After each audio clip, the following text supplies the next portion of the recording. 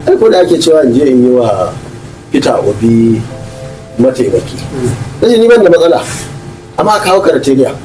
All right, so my friend sent me this video and was telling me that Kwakwaso is making a speech now, or is making an appeal that he wants to work with Peter Obi in the next 2 years upcoming presidential election, that is 2027, that he is ready to work with Peter Obi, that he is ready to be Peter Obi's vice president.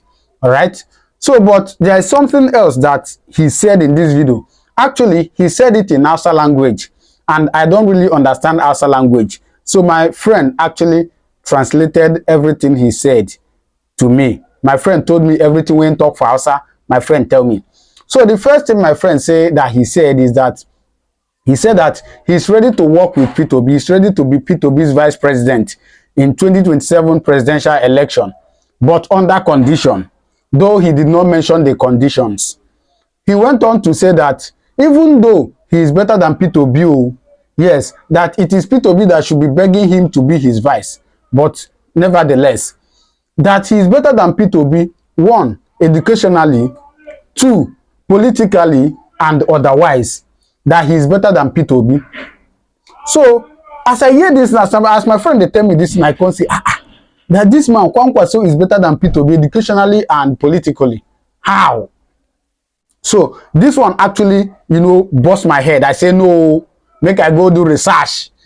Say, make I do the research. So, throughout last night, I was actually searching to know their political differences, their educational differences. But the truth is that, yes, Kwakwaso actually got a PhD. But I'm going to give you the analysis how it went. Make I see. Now, I'm not against Hausa people. I love Hausa people. They are nice people. But in this context now, Kwakwaso is saying that he is better than Peter Obi educationally and politically. So let me show you the research I made, how it all went. Now, Peter Obi went to Christ the King College in Onitsha in the year 1961. I'm reading it out from my system here. In the year 1961, Peter Obi went to Christ the King College. That one apart. Peter Obi also went to University of Nigeria in the year 1980. University of Nigeria, I think Enugu, the one they call UNN now, at Enugu. He graduated, Peter Obi graduated with BA in philosophy in the year 1984. All right? Good. That is about Peter Obi. Now let's enter about Kwakwaso. Kwakwaso attended Kwakwaso Primary School. When I saw this, I say, does it mean that now in Papa get to the primary school? But that one not be my concern. That one not be my major concern. I say, no, wala. Anyhow way it be. Even if we are talking about the higher grades, primary school no really matter for here. So I went on to study. He said, Kwakwaso got a PhD in civic engineering from Shahad University, India. Yes, he actually went to India, Shahad University to get his PhD. But wait, in the year 2022, yes, Kwakwaso actually got his PhD in the year 2022. That's about 3 or 4 years ago. 4 years ago. Am I right? About 4 years ago or thereabout. So now, Kwakwaso, let's still get this right, all right? So I went on to study how can Kwakwaso get his PhD in 2022. Meanwhile, we are talking about he went to primary school in the year almost the same time Peter Obi went to primary school, 1961. That was when he went to primary school. Then he's getting his PhD in 2022. How? So I went on to study. Now, Kwakwaso was elected as governor of Kano in the year 1999, 29th of May, 1999. So he served as Kano governor from 1999 to 2003. That's 4 years, right? 4 years. Now, Kwakwaso actually served as governor in 2003. His first term expired in 2003.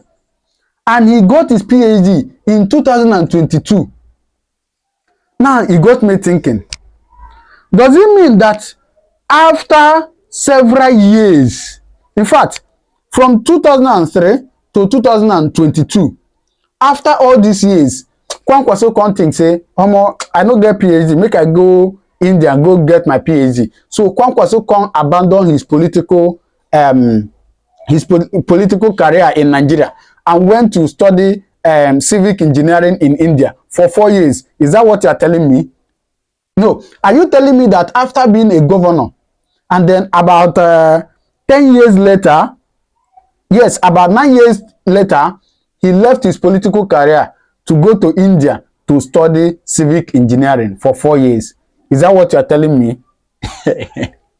Come on. Meanwhile, Peter Obi got his BC in philosophy in the year 1984. 1984.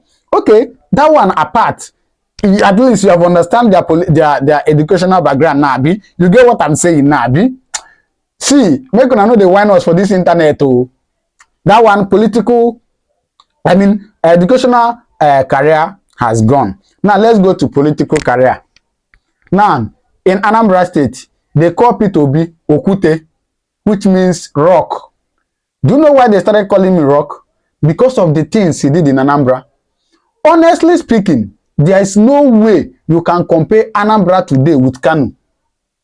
As I'm talking to you now, there is no way you can compare Anambra now with Kano. Anambra is far, far better than Kano. Not minding that the money Kano collects from federal government is ×2 the one Anambra collects, because their population is big. Their population is many. There are many in Kano. Yes, even their location they collect is far, far different from that of Anambra. And yet Anambra is better than Kano. And Kwakwaso opened his mouth to say that he's better than Peter Obi politically, educationally. So, do you understand where I'm coming from now? Okay, as I said before, I don't hate Hausa people, but in this context that Kwakwaso, in this thing that Kwakwaso said, I totally disagree with him, and any reasonable person will totally disagree with him. How can you get a PhD in 2022? Yes, 2022, while you started your governorship in 1999. That one no be lie. It's neither you bought the PhD. Yes, because there's no way you will leave your political career to go to India for 4 years to study civic engineering. Meanwhile, this man we are talking about in 1984 got BA in philosophy. Excuse me, who are the wine? Anyway, I will allow you to watch the documentary now, okay? But please, as you are watching it, don't forget to subscribe to this channel and turn on your notification button so you get notified anytime I drop a video. Because on this channel, I drop hot videos as they happen. We tear it apart here. We are not religious here. We are not ethical here. We are real. I'm not against Igbo. I'm not against Yoruba. I'm not against Hausa. But on this channel, we talk reality. We talk truth. And that is why I call this channel the Truth Channel. This is where we talk the truth. Nothing but the truth. All right? So I will allow you to watch the documentary now. That he is not only older than him, he also has PhD. And that he also performed better than Peter Obi when he was governor of Kano State, as compared to what Peter Obi did in Anambra State. And he doesn't have any problems working with Obi as his deputy in 2027, and that he and his party are willing to negotiate with anyone to form a merger or work together ahead of 2027 presidential election. This is impressive coming from Rabiu Kwakwaso. People shouldn't see this as him trying to take the shine off Peter Obi. Peter Obi no longer needs to prove anything. All he needed to prove, he has already done that in 2023 presidential election. No politician alive today can move to a new party within 8 months of a presidential election and eventually win the election. Yes, we all know he won it. He was robbed of the mandate. Imagine if they added River State, Benue State, Akwa Ibom and other states where he won. It would have pushed him to about 13 or 14 states won, including the FCT, while Tinubu and Atiku will be sharing 11 states each. It would have been very difficult for them to rig the election to Tinubu's favor.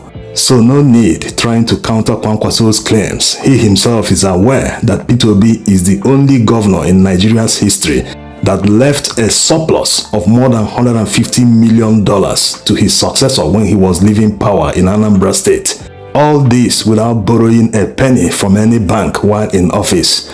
So he knows he's just merely campaigning. If we want to face the facts, Kano State that he governed for 2 terms, up till today, Anambra beats Kano in all developmental indices. Yes, despite Kano receiving nearly 50% more than Anambra State in federal allocations.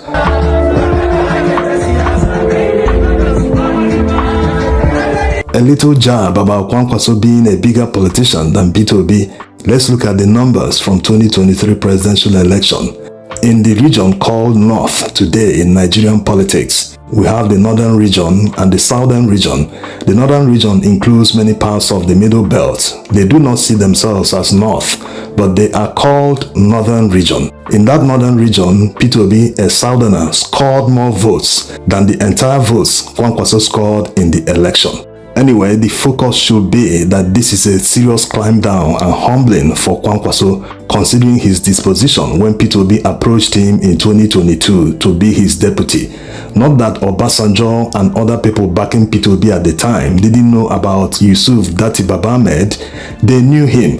It's just that politics is a game of numbers. Yes. Imagine if Kwakwaso's votes were added to Peter Obi's votes. That would already push him above Atiku Abubakar. Also imagine if Benue, Rivers, Akwa Ibom and other states where they stole his votes were added. Today, Kwakwaso would have been moving around as the Vice President of the Federal Republic of Nigeria. But he threw all that away because of his arrogance. He started out by saying that Northerners will not vote for an Igbo man, that Peter Obi is an Igbo man. He went tribal. Just like what Atiku Abubakar said in Arewa House in Kaduna, that Northerners should not vote for a Yoruba person or an Igbo person, that they should only vote him, a Northerner like them. Kwakwaso and Atiku Abubakar never gave a thought at the time that a fellow Northerner in Buhari was about to leave power after spending 8 years in office. So look at where all that arrogance have landed Nigerians. Or was Kwakwaso playing a game of spoiler in the 2023 presidential election? Because if you consider what he said about Tinubu, anyway, let's leave that for the end of the video. What is important now is that he has realized that his gamble didn't pay off. Whether he played the role of a spoiler to favor Tinubu or not, the most important thing now is that he backed the wrong horse. The person he backed, that's if he did it, has performed woefully to the extent that his people are complaining. Yes, there is hunger and hardship ravaging everywhere, especially the North, because the North already has more poor people than the South.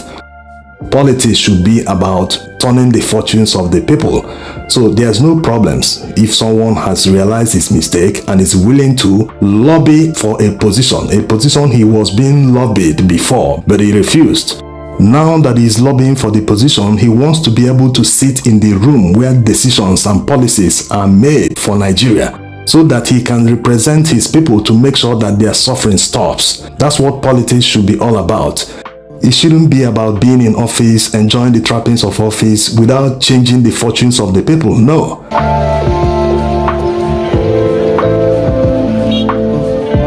Since it was revealed by the PDP Deputy National Publicity Secretary that Kwakwaso and Peter Obi are in talks, and now Kwakwaso have come out to say openly that he doesn't have any problem being Obi's deputy in 2027, it should be a thing of joy for progressive Nigerians, because it means that opposition politicians are actually engaging themselves and planning ahead on how to remove APC from power in 2027. This is very important considering what is happening in Nigeria. Many people are disappointed that opposition leaders are not leading from the front. They are not leading in opposing the government. They are not leading with such a vigor that Nigerians expect, considering how the current administration members led from the front in 2012, 2013, 14 until the presidential election of 2015. The letter is our protest against the rigging of Anambra elections. It's against the rigging of Delta senatorial elections. It's against the rigging of Oguta House of Assembly election. So it's refreshing to know that they are talking behind the scenes, they are negotiating among themselves. They just need to put the national interest ahead of personal interest, yes. And it seems they are doing that because considering the fact that Kwakwaso said he is willing to deputize Obi, he's no longer saying it must be him that will contest the presidential election. It's also an admittance that Obi is the bigger politician, also recognizing the fact that the South should produce the president. That's what it should be. Everyone must rally around the most popular candidate in order to win an election against APC. Then when you get that prize, you start talking about how to share the money. If you don't win the presidency, you can't be talking about positions. It doesn't make any sense. That was exactly what APC did in 2015. They capitalized on the sentiments in the North at the time that the presidency should be in the North because that of Yar'Adua was cut short. They are right, by the way, and they backed the most popular candidate in the North, having won the North all the time he contested since the Fourth Republic. So every other person had to drop his ambition. They wanted to get the prize first before talking about positions, before talking about how who will be minister for this, who will be minister for that.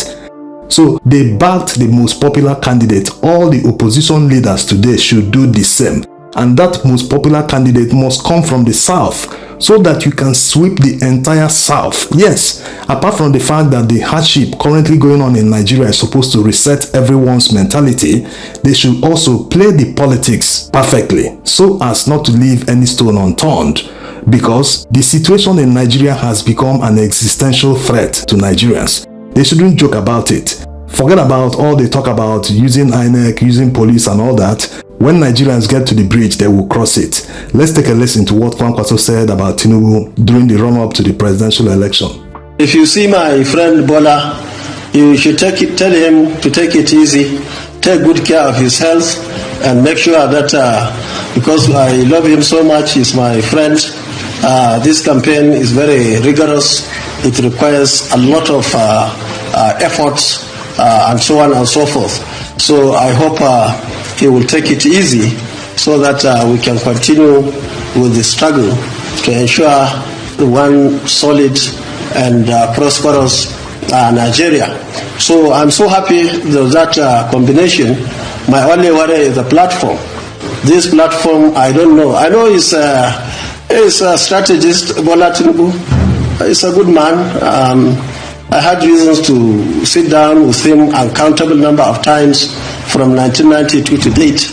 The only thing is I don't know. I wish I would see him to ask him what he will tell Nigerians that he will do differently from what Muhammadu Buhari is doing today. That's my serious concern for him. Ordinarily, if I cannot get it, I can recommend him. So you have seen it, ba? So what do you think? Even though after telling when Kwakwaso was doing his rally in the last 2 years in this about presidential election, he said that Peter Obi is campaigning for regional president while he is campaigning for whole Nigerian. And now you want them to join together. Anyway, I don't know. What do you think about this video? Drop your comment on the comment section. And please don't forget to subscribe to this channel, because on this channel, we tell you nothing and nothing but the truth. All right? So thank you and God bless you.